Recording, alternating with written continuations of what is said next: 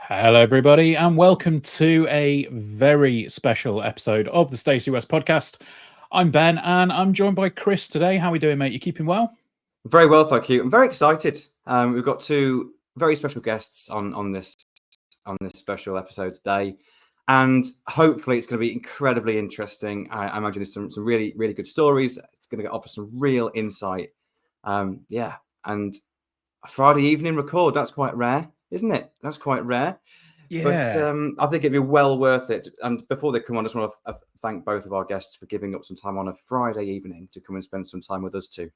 Definitely, yeah.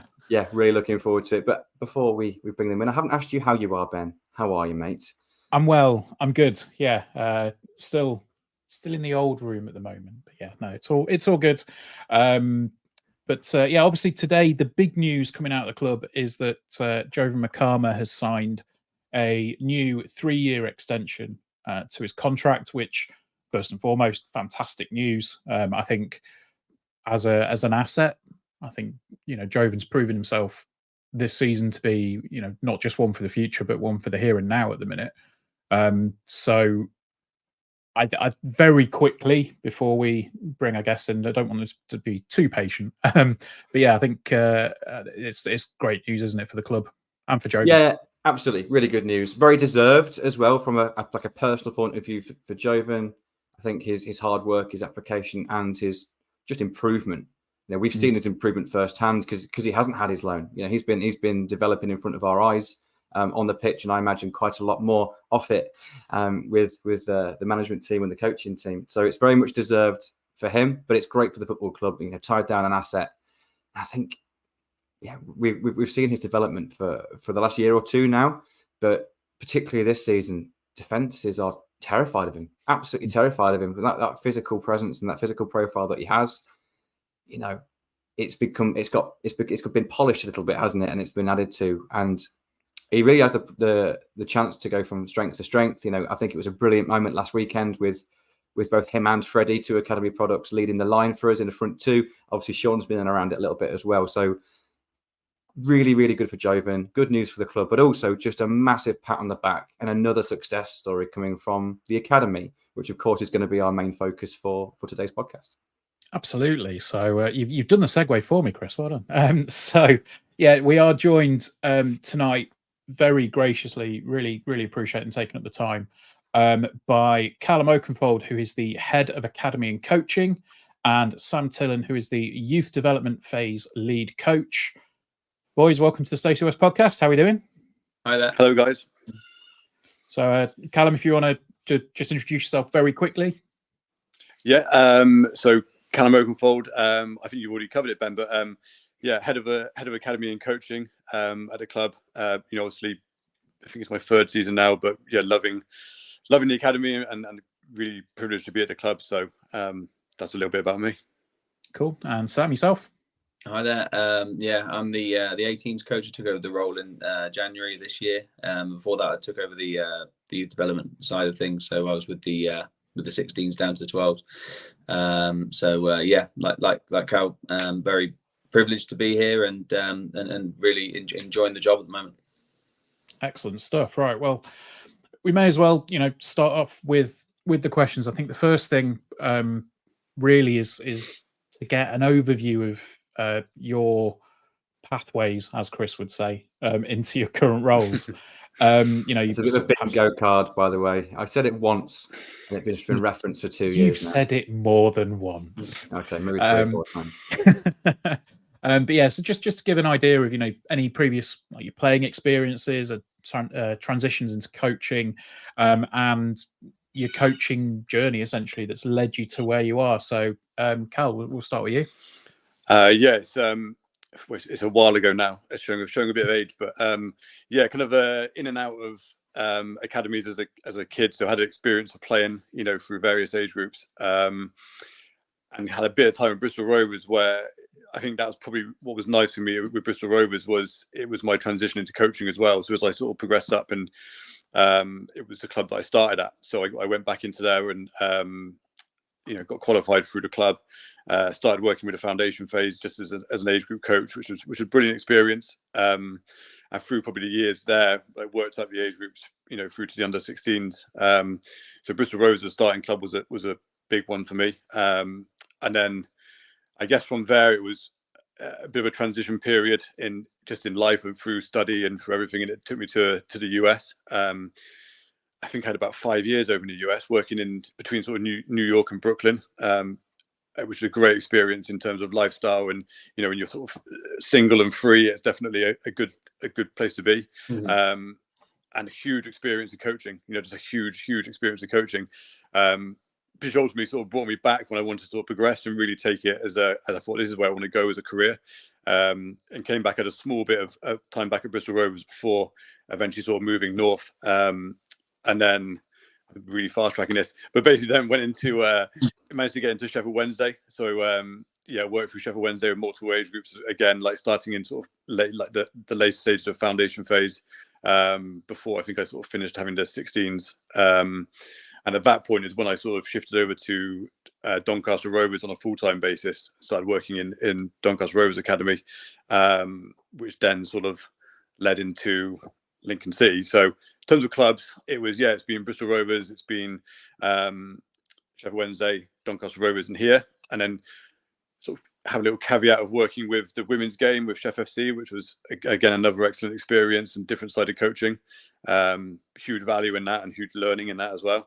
And then I think it was 2015, I think I started tutoring as well. So that was the sort of coach development side for me, took off, and working with courses from like level 1 through to UEFA B. So it's been a long, when you sort of look back at it like that, it's been a long time, and it's been like a multitude of experiences, but sort of got to where I am now, which was always an end goal, which is great. Great stuff. And Sam, about yourself? My sort of playing experience, I went fortunate enough to go to 2 very good academies. I started off at Swindon when I was 9, and then went to Chelsea when I was 11 and stayed there till I was 20. Left school, went in full time at Chelsea. I was there for 4 years, 3 years as a pro. Managed to play for England at various youth levels as well, before I moved on to Brentford when I had 2.5 years there. While I was there, I met an Icelandic lad who's had a great career, and he's now the coach of the under-19s for Iceland. And he suggested I try Scandinavia, so I went over there for a few days, enjoyed it, signed for six month season, and then stayed there for 13 years. Met my wife, had my children and things like that. So it was something I wasn't expecting to do, but it was a fantastic experience. Like Cal, the experience of living abroad was a great one. I thoroughly enjoyed it, managed to learn the language, and so I know when the children are not being very kind to me in their mother's tongue. That was great, a really good experience. And then I played there for, I think it was 8 seasons, before I moved into coaching. I broke my leg quite badly, and I was offered the opportunity to take the under 12s. And from there, I just thoroughly enjoyed it. It was a really good group of boys that I ended up sort of working with over the next sort of 5 or 6 years, and had quite a good deal of success with them. And that's how I sort of entered coaching in sort of 2014. I think I broke my leg, so I managed to sort of come back and play a little bit, but I wasn't really the same. And I had the opportunity to go full time in 2016, I think it was, took that and grasped it and thoroughly enjoyed it. So I went through my badges then, and then we moved back to England, and found myself here at Lincoln. Great stuff. And I understand you have a story about rehab with a certain Mr. Terry. Yes, I do. Well, at that particular time, he was, should we say, we ended up doing rehab together because he was he was undergoing a court case, so he had to stay behind. So he couldn't train at the normal time. So as I was injured, I used to do double sessions every day, and he used to come in. And he was very young then, but he was very good to me in that period of time. And so over that period of time, I was coming back from one injury, and then I tore my cruciate my first game back. And then he was very kind. He sorted out a trip for me on holiday. He said, "You can go anywhere in the world. If, we'll the first team will pay for it." So I said, "Oh, can I go to Seville?" And he went, "Are you?" I don't know if I can swear here, but are you effing serious? You can go anywhere in the world. What do you want to go there for? So he said, "Have a look again and see where you want to go." And so back in the day, it was a teletext holiday. So I was looking through the scrolling through, and I quite like to look at Tobago. And I said, "Oh, is it okay if I go to Tobago?" I said, "Yeah, of course it is. How much is it?" So I told him how much it was, and then he sorted that. And then just before I was about to go, he basically sort of locked me in a room and said, "Here's some spending money." And I said, "I can't take that. You've already done enough." And he closed the door behind him, stood in front of him. He's quite a big man, and I was about 63 kilos at the time. And I said, "Okay, thank you. I'll very much. I'll take that." So it was all inclusive, and I had some spending money. I'm not sure what I spent it on, but it certainly wasn't any of the food or the drink that was on offer. So it was very, very kind of him, and he followed me all the way through. And he came to the first game that I managed to sort of get back from a cruciate injury. Him and Heidegger Johnson turned up and came to watch me, and had sort of followed my sort of progress. And it was strange because it was almost like came full circle, because he ended up coaching the team that I was working at in Iceland. Oh, so okay. It was bizarre, and ended up playing against his sons, who are now all internationals and stuff like that. So it was strange. I never foresaw that it would end up that way, that I'd end up sort of in his his home country and sort of working at the same club that he was at. So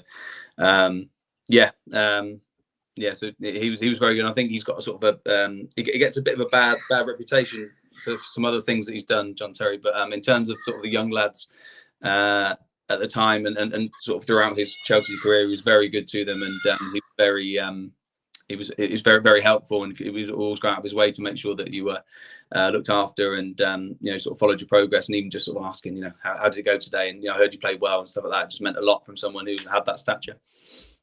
That's awesome. Thanks. That's a great story. Just so you know, your answer to this next question can't be when I went to Tobago on all expenses. I think it's actually a relatively serious question, but I don't know if there's going to be a serious answer anymore. Right. I went with my mum, so. Fair enough. So just going to mention that obviously both of you have spent some time outside the UK in both either a playing and or coaching capacity. Obviously, Callum also been involved in women's football. Now, maybe this links a little bit in terms of a theme with the club, because Marcus Kubala, of course, has been coaching futsal as well. So it seems to be kind of quite a range of skill sets and experiences in the coaching stuff and across the whole club. I'm just wondering, is there any kind of key moments or key learning experiences along the way which you can really pinpoint for you that maybe had helped shape your coaching career to get you to where you are now, or something that you still apply now that you learned kind of overseas?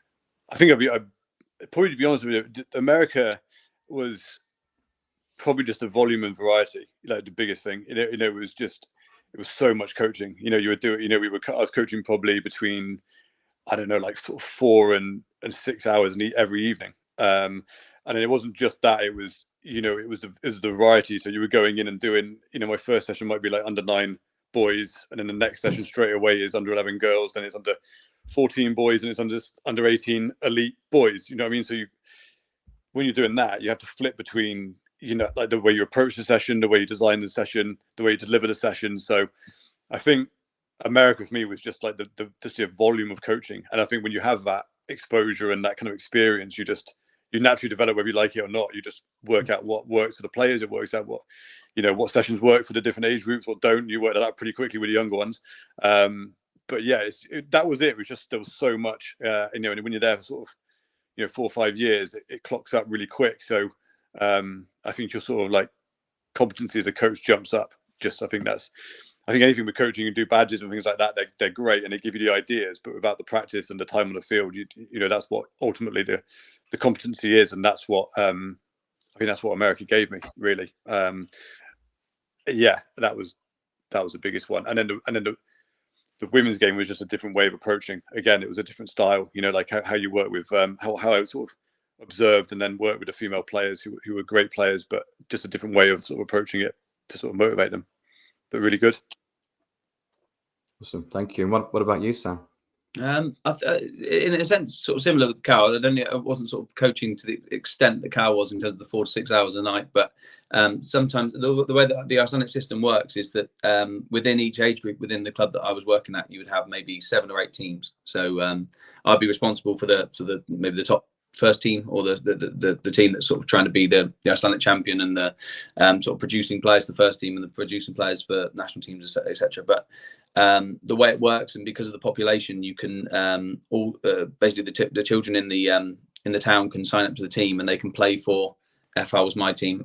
They can play for FL, the 7th team, and still represent the club, but they're playing in their own tournament, and then that would be other coaches that would oversee that. And sometimes you get the opportunity to work with those players, and they were just there purely to enjoy it. So they weren't trying to become footballers. They weren't trying to play for the first. They were just there because they loved the club, and they loved the fact that they were representing it and playing. So that was so when you get the opportunity to do that, it was just purely fun. And I think as well as sort of you've got the children that are trying to strive and be footballers, but to have that sort of flip side and have the opportunity just to be there for fun and create fun sessions with various age groups was really enjoyable. But I think in terms of the extent, sort of working from 12s up to 19s has been a very good sort of grounding, and very sort of fundamental in terms of how you approach different age groups and different children. And then you get obviously a variety of backgrounds, all that sort of stuff. So I think that really helps. And then personally, from my own perspective, it was just, I think I was looking back, I think I was very fortunate in the coaching I received as a child, and the sort of the education, the information I received. And I think it made the sessions really enjoyable. So when I had the opportunity to then coach, maybe that was a reason why I found it so enjoyable, is because I remember how it first felt for me when I was doing those sessions, and the information I was getting from coaches that went on to be very successful. And that sort of I thoroughly enjoyed that, and to have the opportunity to maybe, I don't know, put on some of the sessions they did, or I found that really enjoyable. And to see it then see some of the players take that information on and do well, it was really enjoyable. And I found that when you see players and you give them that information, then they go and do it, that was far more gratifying for me as a rather than sort of playing and doing it myself. It was like to see someone else doing it, or implement something tactical, and they do it, and that was really what sort of grabbed me really in terms of the buzz. And then to be at the level now that we're at, and trying to coach and prepare players for Lincoln's first team, you still get that same buzz. And to see when we had 6 training today with the first team, it was just fantastic.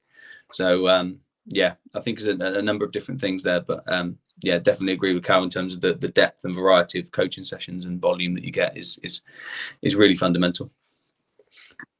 Great stuff. Well, we'll stick with you for a second, Sam. Because obviously you said you played in Iceland for a bit, and that sort of stemmed from somebody that you were with previously who said, give it a go.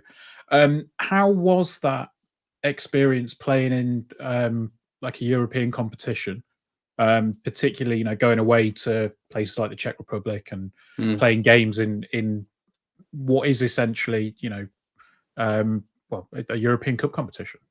Yeah, it was great. I remember it's bizarre really, because we have a big in our living room, we have a big map of the world behind our dining table, and the boys sort of talking, have you been to, and they try and read, it was Azerbaijan, and you go, I've been there. And I said, why have you been there? And it's like, I played football there. We played a match there. So you get the opportunity to sort of travel to some places that you probably wouldn't necessarily choose to go on holiday, or you don't really know too much about, and that's one part of it that was great. And then the sort of the styles and the different the standard and different styles of play that you get to encounter. Although the first time I did play in the European competition, we went to Wales, so we played TNS. So they just played Fiorentina last week. Sorry, they played away at Fiorentina last week in the Conference League. Goodness me. Okay, that's So we went there. It was 2008, I think it was 2009. So I was hoping for a draw somewhere exotic, and ended up in Oswald Street. So nothing against Oswald Street, but yeah, it was.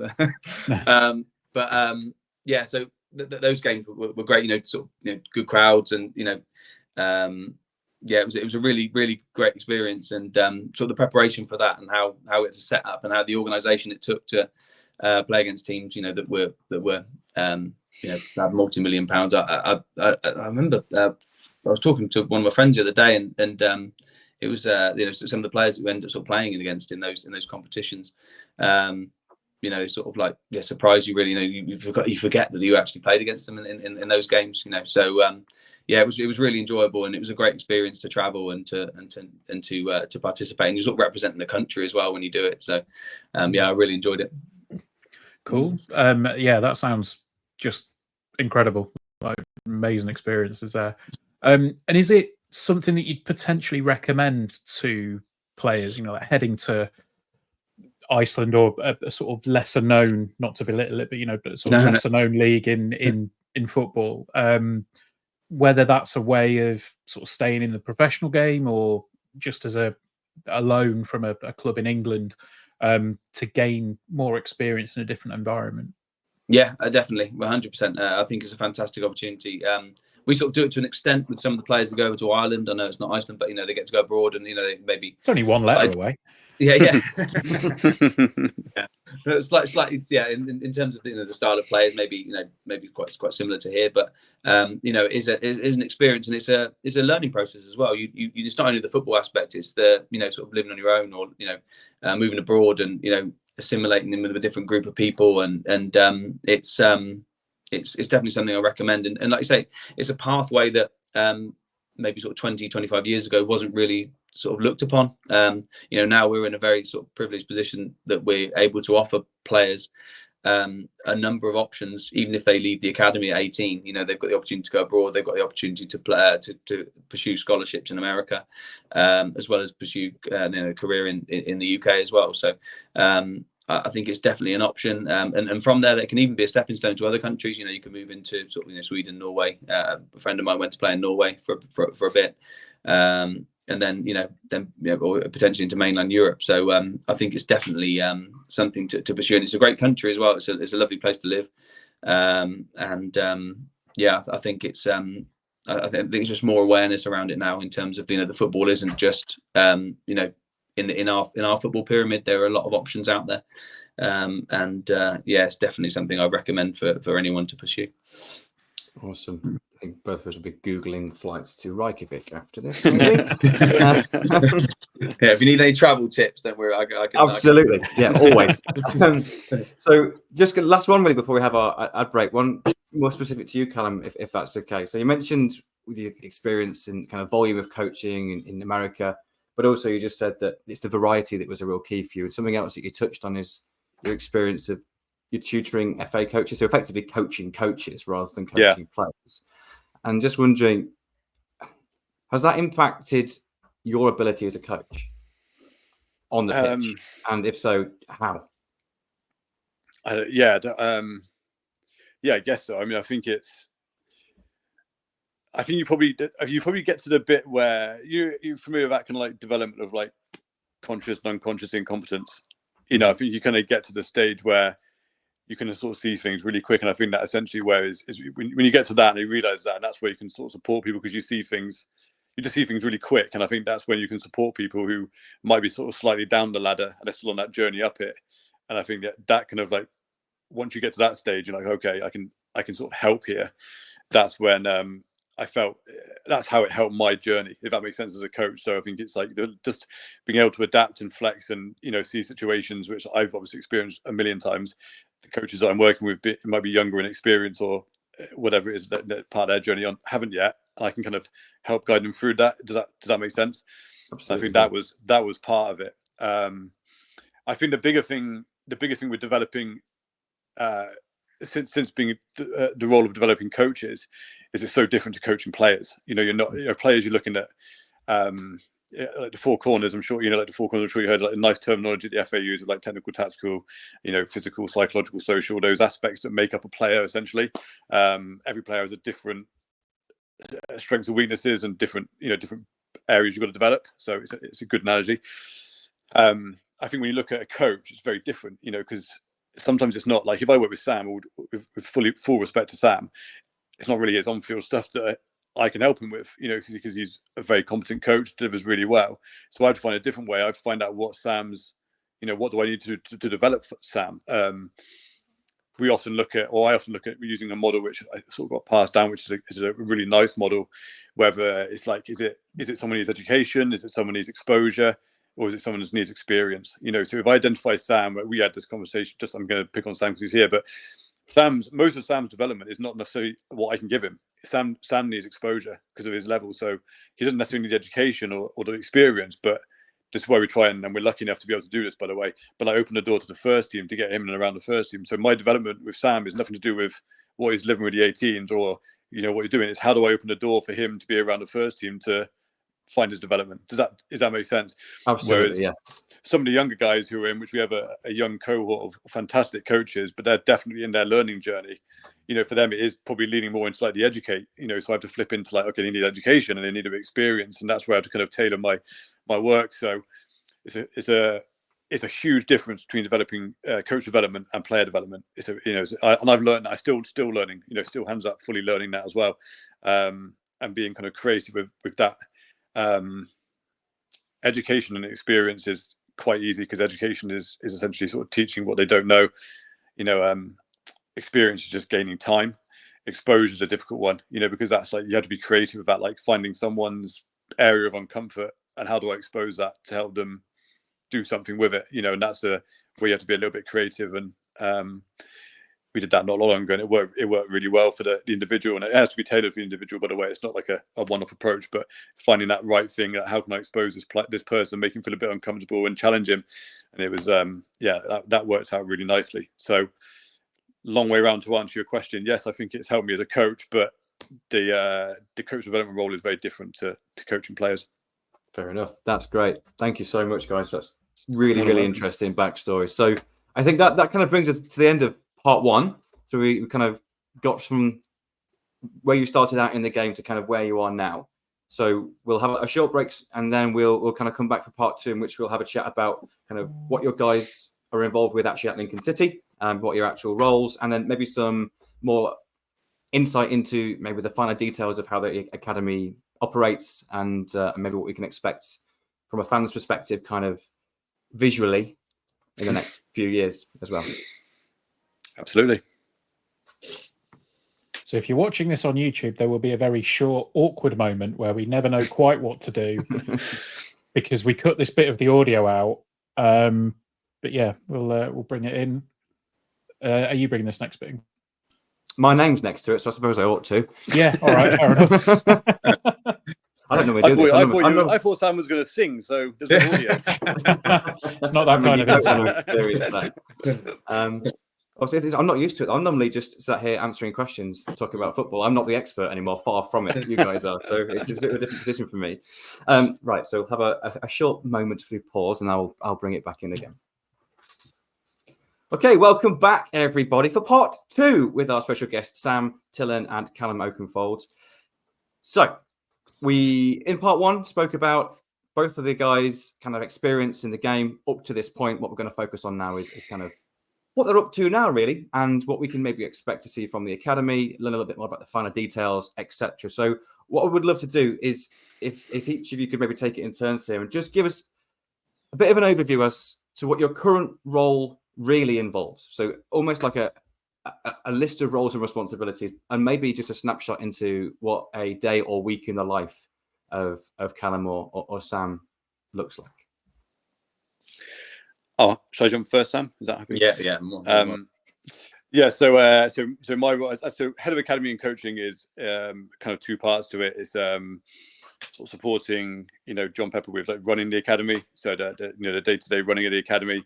And the logistical stuff and the sort of the behind the scenes stuff that goes on, to making sure that's in place, and obviously all the departments that we have, which we do have a number of departments in the academy, so it's just making sure that's sort of aligned and running in the right direction. The head of coaching part is obviously is coach development, so that's being out with the coaches in the evening, sort of supporting them individually, and then obviously being around The 18s a lot in the daytime, so whether that's sort of trying to be in with Sam as much as possible. The 16s when they come in day release, being around that program, and obviously if we have players that kind of lucky enough to go up and sort of train with the first team, then joining them up there and just supporting that kind of transition to that. So to give you a short answer as what does a week look like, every week is different, and some can be a little bit quieter, some can be much more extreme. So this week, for example, has been a big game week for us. We had teams playing over at Sheffield United on Monday. We had a cup game on Tuesday. You had an in-house game today. We've got away at Rochdale tomorrow. So very much like game heavy week. Not a lot of time in the office. But on another week, it could be very much. We had the games on the weekend. It's just a training week, and everyone's in. So probably one of the bits I love most about it is that no week is the same. But challenges all the time to sort of overcome and adapt. But that would be my role, is that sort of combination between just ensuring the academy is running in the right direction and developing the sort of coaching staff. Awesome, thank you. And Sam, same for you. So some of our roles are intertwined in terms of Cal's sort of regularly around the 18s, especially on match days. So we're usually together then, and we Cal's with me on Tuesday, and then he'll be with me tomorrow at Rochdale. My role sort of is obviously to oversee the 18s and their progression, and hopefully try and do whatever I can in order to sort of help them in their goals of attaining a professional contract with the club. In order to do that, we have to try and provide the framework and the foundations for them to be able to sort of play to their best abilities. So we have a number of people, as Cal sort of alluded to before, that are around the group. We have a sports psychologist, we have strength and conditioning, we have physios, analysts that are all around the team. So it's down to me to sort of make sure that everybody is we're working together to provide them with the best possible sort of feedback and information that they can get from those areas of the game to help them perform to their best. And then my role will also sort of look towards the younger age groups and to see what's coming up and be aware of what's coming through, because there'll be decisions to be made on who receives a scholarship in December. So knowing who's in the under 15s, under 16s, and that what is a very positive thing within the academy, I think, is that on Tuesdays and Thursdays the 18s and the 16s will train together, and they'll be in the same group, and we'll be on the pitch together.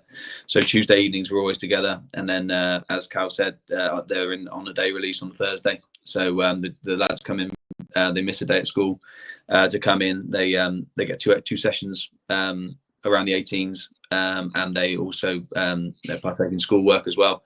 So that's a great opportunity to be around that group and to I'm quite fortunate as well, because I took that group last year, the lads under 16 now. That's where I started last year, so I know them well. But just to follow their development and to be around them on a regular basis is great, and it allows me to be in a position when we have to make decisions and we have to look at where we need to look at the players and where we may potentially need to strengthen. That I have a good understanding and knowledge where we're at. So. Those are sort of the two main ones, and obviously we sort of I said before that it's really important that we Callum has tried to give me the opportunity to be around the first team, and the first team being extremely welcoming. Tom, Dave Bridges, and Michael being great in allowing us to be around team meetings. We were up there. I was up there this morning. I was up there on Thursday with the group that were training there. So they've been very, very helpful, and they do everything they can to facilitate my development, and also to allow me to or allow us to get across the messages that the first team want. Although we're not, we don't play exactly as the first team do, a lot of the fundamentals are there, because we need to provide players that are ready to play for the first team and can fit into that system. So, the fundamentals in terms of sort of, counter pressing and being on the front foot and those sort of things are things that we've really tried to implement. And so when they do go up to the first team, that they have a good understanding of what's required. Super stuff. So we will touch on a little bit on what you said there a little bit later on. I think Chris has got a question primed in that respect. But what we'll go back to just quickly. How does an academy system today compare to how you guys experienced one as a young player? What's changed in football as a whole, and is there anything particularly with Lincoln City's academy that is vastly different or much the same as when you guys were there? Cal, I'll start with you. I think probably just the investment into the academies now. So the staff that we have available is bigger than I probably experienced. Maybe not at the top end, but definitely like at the earlier ages. Where we have sort of we have full-time education. We have psychologists. We have sports science, nutrition programs that are running right the way down to like entry level, like under nines. So our under nines have their version of what sports science is, which is appropriate for their sort of development in terms of their physical development. But equally, they'll get exposure to sort of nutritional support. They have psychology support if required. So I think just the kind of like the holistic support for players across the whole academy is far greater than what than my experience. At the time, probably at the 18s you touched on it, but even then it probably wasn't to what it was now. And plus you had the development of technology, you had the development of the support that comes with it, that is just much more readily available, especially you guys will know about this, but like Cat 1 academies, even bigger programs. We're Cat 3. We maximize our status as Cat 3. We try to provide everything we can and all the resource we can, just to make it the best program possible. But that would be the biggest thing, I think, is the support around the players. And then I think my own opinion, just from my experience, this is not everybody's, but my experience, I think academies are a better environment. I don't think there's, I think the emphasis isn't about the end result. It's about just being in and enjoying the moment and wherever they are in their journey. And I know my big thing is I want the players to just have a great time, however long they stay for us or whenever they leave us, it's been a great experience for them. So we don't drive that kind of, you're going to be a professional, you're going to be professional. It's not like that. I think I had that a little bit when I was going through my programs. The pressure was a lot higher. Sort of didn't actually enjoy it as much as I got higher. Whereas I don't think we had that pressure. Okay, and Sam, that's so refreshing, by the way. That's so refreshing. That's the mentality. It's not what I experienced either. It was, I think that's fantastic. That links massively into the next couple of questions, by the way. So, okay, you kind of, both of you kind of already skipped ahead to what we're going to ask. Yeah. So, how about yourself, Sam? From my perspective, I think there's definitely, I agree with Cal in terms of what the actual sort of the academy looks like. I mean, the first thing I thought of when you said that was sort of the player care and the safeguarding. I mean, there was no such thing as safeguarding when we were younger. Cal and I are similar age. He looked younger, but we are the same age. Not sure about that. So when we were that wasn't something that was around. We have a great Marshall who's with player care and trying to make sure that everybody, as Cal said, gets the best experience they possibly can. I think in terms of education, I think that's how sort of crucial and important that we value the education side of the scholarship from our perspective. And I mean, I remember going on day release as a sort of under 15, under 16, and we didn't do any schoolwork. We just trained. Whereas now the lads get, they do at least 2 hours of schoolwork while they're in. And then the scholars, we've made it that that their educational the side of their scholarship is just as important as the football side, because statistically it's a numbers game, and it's difficult to make a living in the game, but in order to provide the best experience, and it gives the educational side of it gives you the platform to pursue other avenues, and we've got a couple of lads that have gone to scholarships in America after leaving us last year. So I think that wasn't really pushed. It was a very much a tunnel vision sort of approach, that you were going to be a footballer and the pressure was on you to be a football player. They just sort of implemented the educational side of it when I was there, and it wasn't anything to do with my academic prowess or anything, but I was the first person to get an A level. But I think that was just because no one else bothered, and it wasn't really pushed. So the first sort of we managed to get like an education officer, and the lads were just a few of the lads that were sort of the years before me were just going to sort of like a culinary class or something, and they were just throwing food at each other, and it was it was almost sort of like a not really a no importance held to it. So I think in terms of that we I sort of spoke about it before, that the lads are more aware of what there's a world outside football now, and there's a different pathways you can pursue even within football. So I think it's very, very much a different environment. And I think, as Cal said as well, the sort of the technological sort of advancements in terms of, everybody gets analysis, everybody gets opportunity to sort of have access to their games that they've played. We record every game that we play. We give them analysis. They've got the opportunity to look at the games themselves. They get their clips themselves. So, having that sort of, your fingertips was something that we didn't have. And, if we did have it, it would probably be sort of on a video or something. That's how old I am. So, so we've moved on quite extensively since then. So I think just an all-round package in terms of what is provided is better now.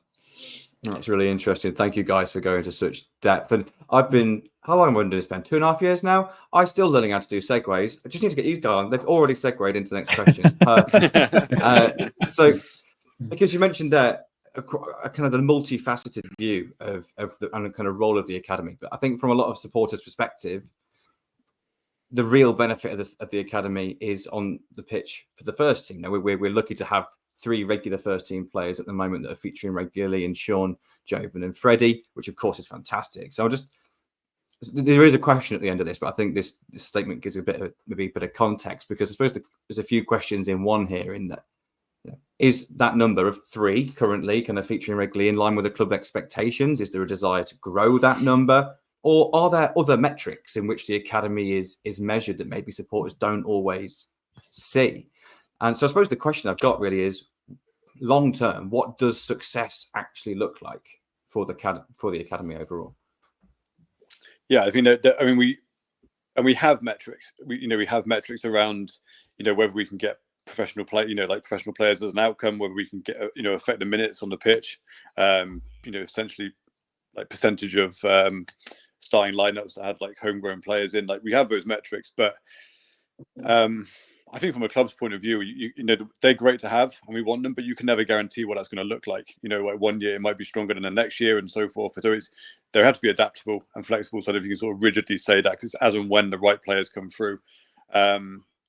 In terms of the actual academy, I think strongly that we have, and we've done a quite extensive piece of work on this to kind of really clarify what our purpose is, because I think in any organization you have to have a purpose, you have a reason why you exist. So the top of it is definitely around the professional game, and that, but with that as like a caveat to that, is it's not just Lincoln City. I think we want to create players that are going to have an input or a footprint on the professional game. So if it's going into Lincoln, our dream, of course, is that we get a player from 7-year-old, goes all the way through the system and goes into the first team. That's our dream, and that's like the ideal pathway. We'd love that, and we celebrate that. That journey could look completely different, and equally, it could be a player that might come through the academy. They might leave us. They might go and play in League 2. They might then come back to Lincoln City.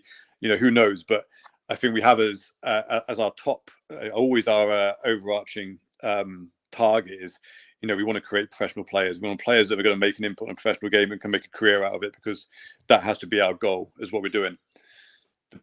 The big however is that we know the numbers, we know the statistics on that. And when you hold a responsibility of 100 kids, you can't have that as a primary and a sole outcome. So we then have to have the next step down as to, right, if we're not creating players, like what else do we have to have? And that then it becomes like our secondary one, is that we create an environment where players basically can grow as people and can leave us in a better place, than when they came. So we have a responsibility to every single player in the academy that they leave with the best possible experience, and that is just as high a priority because of the percentage. That's like the 98%, isn't it? The 99%.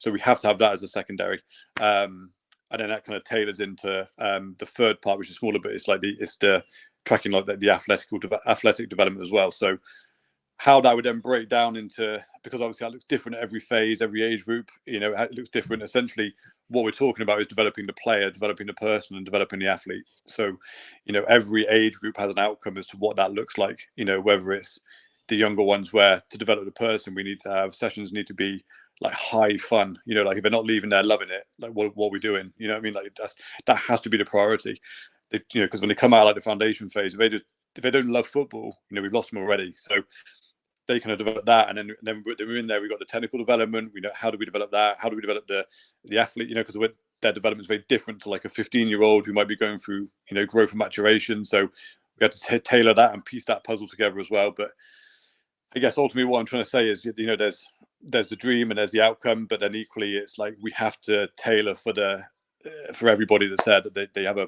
just the best possible experience, and that, you know, Lincoln is something that will stay with them, because some of these guys may never go and play as high a level. So we have to make sure that they leave with the best experience that they've had, and that is our goal, really. No, that's great. It's one of those questions, isn't it, where you think, oh, there is an academy, therefore the only end goal is to create or, you know, train a player to the point where they're able to go pro. And there will be a lot of people that will expect something of a higher output from an academy. Whereas we know that that's not the case, whether it's through history or whether it's just through what's currently on display on the pitch. I mean, personally, I think 3 players from an academy setup that are featuring regularly is a fantastic output. It's really good. And I think also the bits that might not probably don't get highlighted as much, but it's not always about the pitch, is it? It's about the training pitch. You know, if we're providing players that can support the training pitch, that means you don't need to have, you know, go out and find more players to supplement the first team, or to sort of like the starting players. So if we have players ready that can go in there and jump in and support that equally is, you know, just as good a support mechanism. If they're not on the first team pitch doing it on a Saturday, they might be there during the week, you know, supporting the program. So I think that's another element to it as well, is, you know, of course we want the first team players and that's what we'll push for, but there are players that are actually supporting the first team on a daily basis that have come through the academy. That's a brilliant point. I think that's something that I certainly hadn't even considered. I'm sure most supporters that turn up on a Saturday hadn't even thought about that. So I think, you know, from a Lincoln City specific, I think in our promotion season, Ben, from the League 2 into League 1, we signed Lee Angle in January on loan, didn't make an appearance. I think there was a couple of others as well, but I'm guessing they were there for that purpose. It was to provide support on the training pitch with the first team, the 11 to 16 that we're going to start that or feature in that week, to allow them to have kind of higher quality training sessions and work on the game plan more. So if you've got, I suppose, ready and available under 18 players that can do that, then that saves bringing those. And I think that, you know, the game, I just go into like this week as an example, but the game on Tuesday, you kind of saw that, you know, you have, you know, Oshin Gallagher and MJ Kamara and, you know, Denny Oliver on the bench. You know, those guys are kind of, you know, the 2, especially MJ and Oshin, are around every day with the first team and supporting them, you know, and then obviously like we can chuck players up as and when are needed to support you know, some first team players might be on limited minutes or need recovery. So the staff can still deliver, because we can put players into that position that isn't going to be a detriment to their training, because, you know, we can try and get them as close as we can to being ready. Great.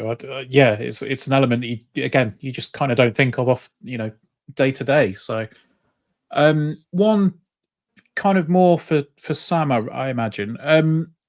It's a bit of a follow-up, and considering there is such a small percentage of players that will come through an academy that will end up in the first team and, you know, actually make it, I suppose, A, how important is it? And B, how do you manage the expectations of not only the players and the boys that you have in the academy, but also people surrounding them, sort of parents and people like that? Because I know from working with the Midlinks Youth League way back when, I know that parents can be overbearing sometimes, it's probably fair to say. But how do you manage the expectation? Is it kind of from day one, it's like, this is the percentage and there is a very, very small chance, but we will try and get you there? Or how does it work? Cal does a very good presentation when they start their journey as a scholar, and tell them this is how many minutes you have on the training pitches, how many games you potentially have, and it's a numbers game, and until you get to the sort of, you know, the end of your sort of, I mean, it's 2 years, but it's really realistically sort of 18, 20 months. So yeah, we lay it down for them that is the case, and we just try to create an environment that will give them the best possible chance, that will allow them to pursue a career at Lincoln, and then, as Cal said, sort of going forward, leave a footprint on the professional game. I think the lads that I have now, I think they have a good understanding of where they are. They in terms of the parental aspects, I've had no issues in terms of that. The relationship, the dialogue with the parents has always been fantastic, and it's a very good group of boys. They're very aspirational, but they also understand that it is a difficult process. We're in a situation where we we have a sort of an under 18s, and then there's the jump to the first team. So they're aware that they have to, when they do get the opportunity to be around Michael, Tom, and the first team, that they grab the opportunity. But it's down to us to provide them to prepare them as best as possible by sort of maintaining, sort of habitual good high standards in terms of everything, whether it's timekeeping, whether it's education, whether it's the football side of things. And yeah, that's ultimately my job, and the lads know that it's a difficult path to tread, but we try to we're trying with our best to facilitate that and give them the best chance they can to pursue a career here. And notwithstanding that, we've got the opportunity that we're giving them options. We get people to come in that from various walks of life and various different sort of pathways outside of football, so that they do know that if this isn't the pathway for them, they do have options. And I think that was definitely something that I experienced when I was younger, that you didn't have the opportunity or didn't have the knowledge of the things that were outside of this sort of the bubble that you were in. So we tried to do as much as we can, and like I say, in terms of the parental aspect, with the 18s that I have, it's been great. The dialogue we have with the boys has been, and the parents has been great. I think we try not, we don't sort of oversell it and say that just because you've got this far that you're going to be a professional footballer. They know that where they are and how far they still have to go. Cool. Just to jump on that one, Ben, I think it's we probably have more. We have to probably get that culture right at the younger ages, because that's where sometimes the excitement of coming in is looking a long way in the future. So we try to get that culture right, where I think we have a video of Jamie Carragher, to give him credit, who did I think it was during COVID, he did a Zoom, and he spoke about going into academies, and it was just enjoy it, take it as like you're going to go into a school where you get education, you get to play. Okay, you might get to go to some better games, you might get some better pitches you're playing on and better equipment and stuff like that. That's all it is, and just enjoy the time you have there, and don't think about the end goal. And I think that's what we try to kind of get into to younger ages, just be in the moment. If you're coming in at a 9 or a 10, just enjoy it, enjoy the games you're playing, the coaching you're in, and just don't worry about anything other than that. Cool. And there's a curiosity that I had, and we had a little chat with Chris earlier about this, and it was a question that we both thought was probably a pertinent one. But at what point do agents get involved? Do they get involved at an academy stage? Do you have kids that, if there's a particularly promising scholar that looks like they're going to be a very hot prospect, do we ever see agents kind of sniffing around them, or is it just literally when they get to the point where they've signed a professional contract, that's where it then starts, that they will come in? Because I know you hear stories about 9-year-olds are getting representation for the under 10s at Arsenal, for example, and stuff like that.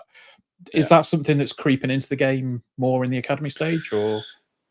Yeah, I mean, I'll take it. Sam might jump in on this as well, but yes, it is towards the top for us more towards the 18s, and it's something that we can support and advise on. And there are like right ways and wrong ways around agents, approaching players, so we can control that side of it. But ultimately, if a player wants to go and get an agent, we can't stop them. We can just advise and support them. And we are sort of lucky in that we have Jez, who very connected and sort of wants to be part, sort of support the players. So we don't we want to know who the agents are. So if they've got agents, not a problem, but we want to know who they are and what they're about, and try and connect with the agents as well. So just so we're all on the same page about what why the players are here, what they're doing, and where they could potentially go. And that way, I think we can kind of evolve. It stops having any conflicts, so we can be clear about where we're at with them, what's their development, and where they could potentially go if it isn't going to be up into the first team. Then what's the next steps for them as well? So that's what we have at the minute, is just trying to find out who has agents, so we know we can control that side of it. We know who's got what, and then we can essentially sort of still support the players alongside the agents. Great stuff. Brilliant. Anything more on that, Sam? Did I miss? Oh, yeah. Did I miss anything out, Sam? I think. No. That's where we're at. That's exactly where it is. So kind of linking into kind of player recruitment a little bit. I think there's been quite a lot of developments, particularly at the low levels that we're seeing now. It's massively different these days compared to where it was even maybe just 5 to 10 years ago. Just wondering what that looks like from an academy perspective. So how does scouting and recruitment for the academy look in the modern era? And also kind of a follow-up question to that we're in a little pocket in Lincolnshire, but we're not a million miles away from some really big clubs like Forest or Leicester, etc. So now, how can we ensure that local talent, such as you mentioned Denny Oliver there getting on the bench for the first time on Tuesday night, how can we ensure that local talent comes to Lincoln rather than going to those so-called bigger clubs? So basically, how does it all work these days? That's kind of what we want to know. Yeah. It works, and there's a huge disparity between what resources Cat 1 clubs like you're talking about have and what we have. But this is where I think it's interesting, because it's actually, coincidentally, it's probably our priority right now, because we have to think outside the box about how we're going to approach this, because we don't have Man City will have scouts all over the place, hundreds of scouts all over and covering all areas, and so will Leicester, and so will Derby, and so will Nottingham Forest. So we can't compete with that. So it's how do we think outside the box about this? And how do we, with limited resource, how do we maximize our coverage? So it's a piece of work we're doing in a minute. Long story short, our way, you'll see it's actually a role that we're advertising for right now to try and find the right person for this. But our way of doing this is we need to have a better network with all of the sort of grassroots clubs, private academies, and everything that's running inside Lincoln, inside Lincolnshire, so inside of our remit, because that's where the players that aren't with us are playing. So the way we see it is that we have to just network better, so that if there are players that are showing good potential, that those grassroots clubs are directing them to us. So where we kind of the scouts out there going and watching them, we almost want the clubs to help us support that, and we want them to want to send them to Lincoln City because we know we're the club that's in the area, and trying to get in there before, but doing that before the Derbies or Leicesters come in and try and sell their pitch. So I think that's the bit we're looking at the minute, is how do we increase our network around the area, where, like you said, it has its challenges being a largely rural area. It's how do we maximize that coverage by sort of connecting a network of clubs that will, with the right people in those clubs, that we can sort of develop relationships with, that ultimately they trust that we're going to do the right thing for the players that they have in their clubs, which is that's a piece of work we're working on now. Wow. Yeah. No, that sounds pretty impressive, and we have to think outside the box, don't we? Because we're not. Yeah. Unfortunately, we're not going to go and get 30 scouts that can cover every game on a weekend. It's not going to happen. So yeah, it's just a way that we're looking to sort of, and I think you'll see that in the advert for the role that's currently out there. That's kind of the way we're going to try and work this, where essentially want to get clubs, have better relationships with the clubs. We're trying to do that through various means. I don't know if you saw the CPD program for the coach. No, that's something I'm sort of quite big on, is trying to support the development of coaching staff around the whole of the county, and not just our staff. So, inviting them in, come into the program and putting a really good program on for them to develop. That's a big thing for us as well. We want to support that, and hopefully that's another way that we can sort of help with the relationships between our clubs. Cool. So something that you mentioned a little bit earlier on is involvement from the first team level, coming in with the academy. So Sam, one for you, probably mainly looking around the 18s, but obviously below that as well. How much involvement do the senior coaching staff have with the academy, whether that's directly by coming in for, I don't know, sort of guest appearances on training sessions or stuff like that, or indirectly, whether it's on the pitch, off the pitch? How much do you see of Michael and the team? They're extremely open. From my perspective, very grateful that they allow us into basically anything that we want to be involved in. They will allow us access to. It's just sort of facilitating really the time that when I'm coaching, that I can try and get out there to see different things. Like I say, I was there on Thursday, yesterday. I was there today, and try and get out there whenever I can, whether it's reviews of games, whether it's previews of games. And they're very, very generous with their time, all the coaching staff. With good dialogue with them. They're aware of all the players. They receive weekly feedback, and they receive weekly documentation and footage of games and things that they can follow up on. So they're aware of all the U-team players, all the players available to them, and and now we're we're getting, like I say, we had five in this week, five or six in this week, training around the first team, which was fantastic. It was great for the boys to experience that. Some of them have experienced it before, like Denny and Charlie Park. Some of them have been there for the first time today. So we're very fortunate, and I think as sort of Cal sort of spoke about in terms of the CPD, I think that sort of shows how open they are, that they are, all of the coaching staff are willing to sort of put sessions on for the coaches in the area, and to sort of from a personal perspective, I've never heard of anything like that happening within sort of professional football, where the goalkeeper coached and then the 3 first team coaches will all put sessions on that are not only beneficial to us as coaching as academy staff, but also to the sort of the wider coaching sort of public out there, in the county. I think that's fantastic.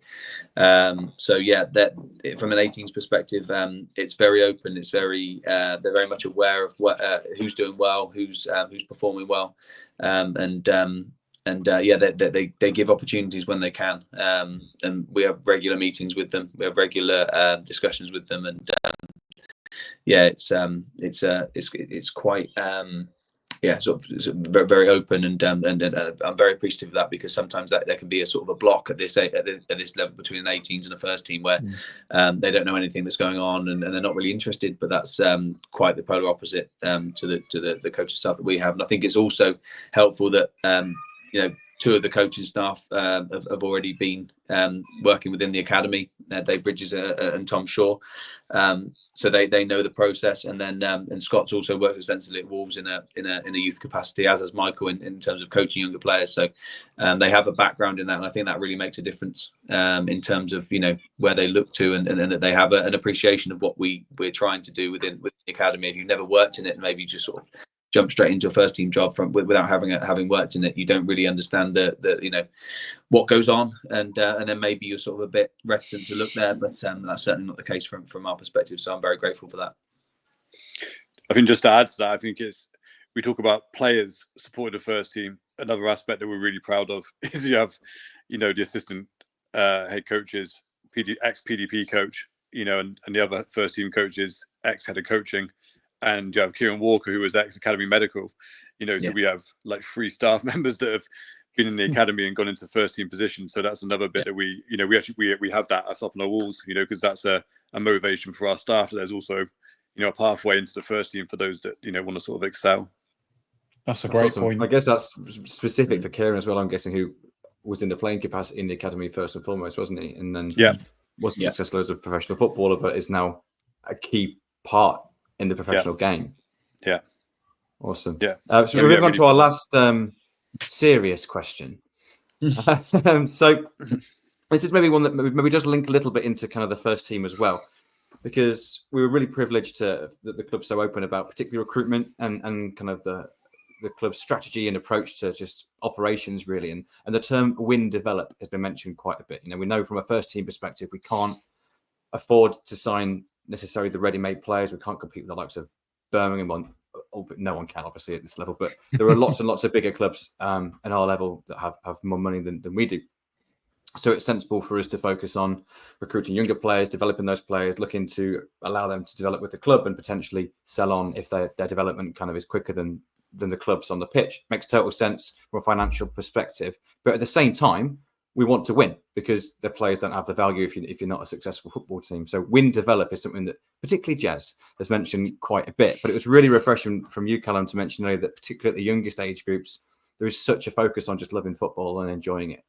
So I'm just wondering, how far down does that win develop mentality filter?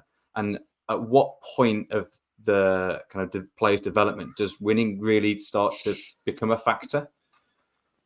I think first, I actually really like win develop. When this is a club like strategy, not like an academy or anything like this, is like a club wide one, and it affects everybody, whether you're commercial or whatever it is you do.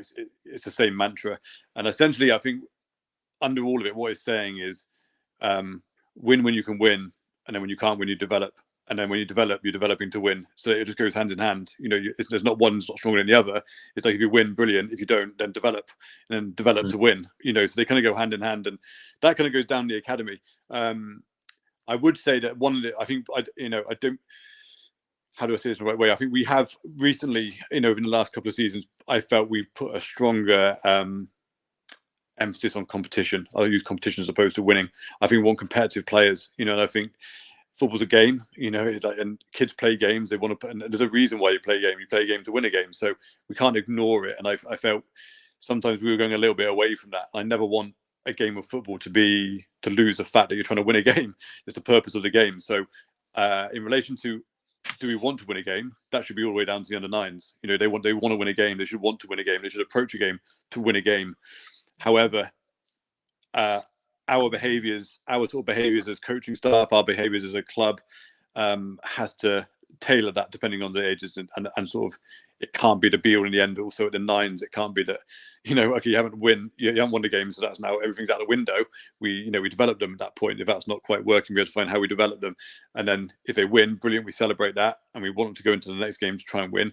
But that's where that kind of hand in hand thing goes. And obviously, as they progress up the age groups, it's more a case of learning how to win, or in Sam's case, when he's working in his game, it's how do we manage the games? How do we how do we adapt when we're during a game, if we're winning or we're losing? How do we adapt to try and win? So we can become a bit more tailored in that way. But we definitely want competitive players. We don't want to take the competition out of it. In training, we've sort of ramped up to try and create environments where the players will enjoy it and love it, but it has competition, that they want to win those games, those mini games, those little games. That if we're doing like handball or tag or rugby, they want to win those games, and it's like has a benefit to it. But it's probably it's for the coaching staff and it's for the culture that we know that's not everything. You want the players going to feel it, but we know that that's not that's not our own end goal. It's just to win every game of football. That's not what it's about. It's to develop the players in the right way. And the winning can't become a detriment to development. That's probably the best way of putting it. That's great. Thank you so much. Sam, is there anything to add on that? Is that exactly the same at the under 18s? Because I know it's obviously generally quite a big jump from kind of 16 to 18, because I'm guessing it becomes more of a full-time experience for them then. And it's really refreshing actually to hear you mention that kind of about in game, because I think that's something that I never learned as a kid. You've only ever learned that once you're exposed to first team football, and you see it quite regularly, I think, in first team football when a young player's there, or you have a team that's often seen as naive because they haven't learned how to manage a game yet. So it's interesting to see that that's actually part of development. Is that a bigger part of it in the 18s, particularly, Sam?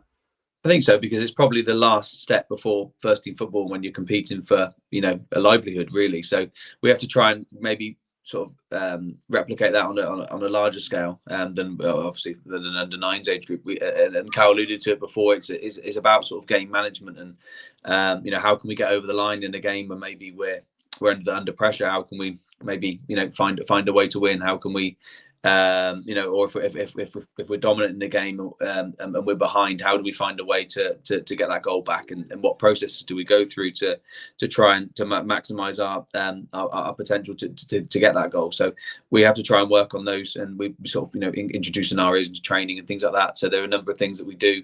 If we're 1-0 up with 10 minutes to go and there's an 11v11 in training, can you see it out? It's just sort of replicating those moments so when it does become when it doesn't happen on Saturday or Tuesday, that we're you're preparing the players and they're ready for it, so that if they do go and play in the first team, it's not it's not an alien concept to them. So we have to try and prepare them as best we can for that. It's a professional development phase, so we're trying to prepare them for that professional environment. So we have to do that alongside the fact, like Cal said, we're trying to develop players. The way we're playing at the moment, we're trying to expose them to certain scenarios and to put them under a bit of pressure and a bit of duress, especially in terms of defending. So we're doing that with the thought process in mind that we want them to develop, but we also want to do it so that when they do go to the first team, they have that ability to defend 1v1 in difficult situations or high up the pitch, and it's not something that they haven't ever experienced before. So we're trying our best to do that, to develop, but also like I say, to get over the line and get positive results. Great stuff. Well, yeah, that sort of wraps up the serious part of the podcast with the questions. So a little bit of bit of a release valve. We thought we'd have something of a little bit of word association or quick fire questions for you. So what we'll do is me and Chris will jump between the questions, and then if we go Cal first, then Sam for each one of these. So it's just an either or, so we can get a quick answer from you. So right, we'll start off 5-0 up at half time or last minute winner. Last minute winner. Yeah, I'll go last minute winner. You can't beat the feeling, the buzz of that. Yeah, No, absolutely. Couldn't agree more. In terms of recent reformations, Oasis or Lincoln Park? Oasis. Not even close. Oasis by a mile. Damn, fair enough. Chris will be disappointed in both of you for that one. Sorry. It's closer for me. Closer for me. FIFA or EAFC, as it's now known, or Football Manager? Oh, FIFA. I played, yeah, definitely FIFA.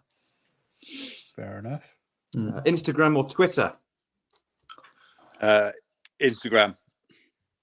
I'm not a massive social media person. I don't know. I don't think. I think my Twitter's relatively inactive, so I think I'll probably have to say Instagram then. Fair enough. Pizza or pasta? Pizza. Pasta. Cats or dogs? First one will be different. Yeah, cats or dogs? Dogs. Dogs. Tea or coffee? Oh Jesus, coffee. Yeah. It depends. It's coffee in the morning, tea in the afternoon. So I don't know. I'll probably go tea. Possession or shots? Shots. Yeah, shots. Okay. This one will truly separate whether Chris likes you or not on this one. So No, not at all. Not at all. It's hybrid these days. Back three or back four? Back three. Or yeah, well, we're currently in a back three, so we'll go back three. Professional answer. I like it. And last but not least, I think there probably is an official answer to this one, but Sincil Bank or Wembley? Sincil Bank. Yeah, we'll keep it local, Sincil Bank. Well, if it's Lincoln at Wembley, then yeah. Yeah. We were going to put a little bit of a spin on it with win at home or lose at Wembley, but no, we'll go with that. So, but look, no, it's genuinely absolutely fantastic, fascinating insight from both of you guys tonight. Look, we can't thank you enough for giving up well over an hour of your time on a Friday evening when I'm sure there are probably many other things that you'd rather be doing ahead of what is, well, sounding like a busy weekend for you all the way, mainly in the Northwest from the sounds of things. So I still got to get my 5K a day in, so that's my next job. 5K at 8:15. You and Gaz will get on. It's the Prostate United, isn't it? So it's of course it is, yeah. 5K a day, 5K a day. So that's the next job to tick off. We normally, when we have guests on, we normally allow a plug or two. So is there a quick and easy way that we can find a page for you for that one? There's a Lincoln City page. So there's I think there's 10 of us doing it or so like that. But I think the club might be promoting it soon, so you'll be able to find it. But yeah, cool. It's it's especially when it gets to this time, it becomes a challenge. Yeah, absolutely. I'm sure we can find a link and we'll stick it on the description somewhere. So everyone, if anyone wishes to sponsor you in your very respectable endeavour, then appreciate it. So. Always appreciated. 100%. Well, look, again, thank you ever so much for coming on, guys. We really genuinely do appreciate it. Hopefully this gives everybody a bit more of an insight into what goes on at the academy, and it's not all about having 11 fully homegrown players trotting out for us on a Saturday. There is an awful lot more to it. But we will be back on Thursday next week. Got some games to look ahead to, and not one to talk about this week, I don't think, though, Chris. No, plenty to look forward to, though, mate. We'll be fine. Absolutely. So, right, until next time, as always, up the Imps. Up the Imps.